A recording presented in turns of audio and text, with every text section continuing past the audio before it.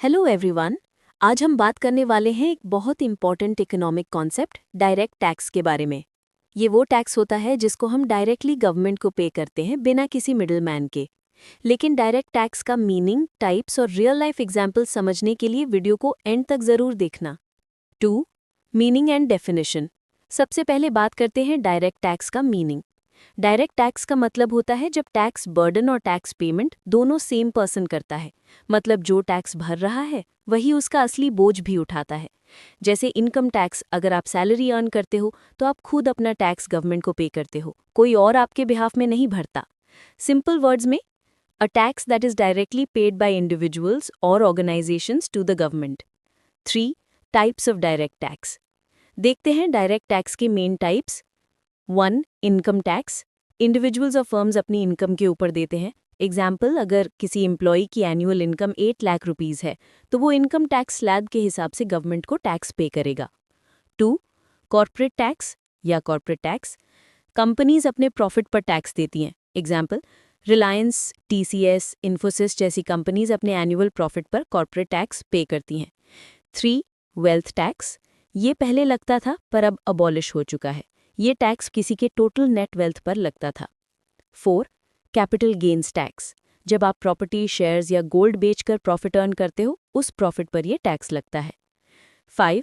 Property tax. Local authorities के through घर या बिल्डिंग के वैल्यू के हिसाब से लगता है। 4. कैरेक्टरिस्टिक्स। अब बात करते हैं कुछ इंपॉर्टेंट कैरेक्टरिस्टिक्स की। 1. Paid directly to the government. 2. Based on ability to pay. जिसके पास ज़्यादा इनकम है वो ज़्यादा टैक्स देगा। 3. Progressive in nature. Tax rate बढ़ता है इनकम के साथ। 4. Can not be shifted to others. Burden same person पर रहता है। 5. एडवांटेजेस एंड डिसएडवांटेजेस। हर टैक्स के अपने प्रोज एंड कॉन्स होते हैं, डायरेक्ट टैक्स के भी। Advantages: 1. Fair and equitable. Rich लोग ज़्यादा कंट्रीब्यूट करते हैं। 2. Helps reduce income inequality. 3. generates large and stable revenue for the government. Disadvantages: 1. High rates discourage savings and investment. 2.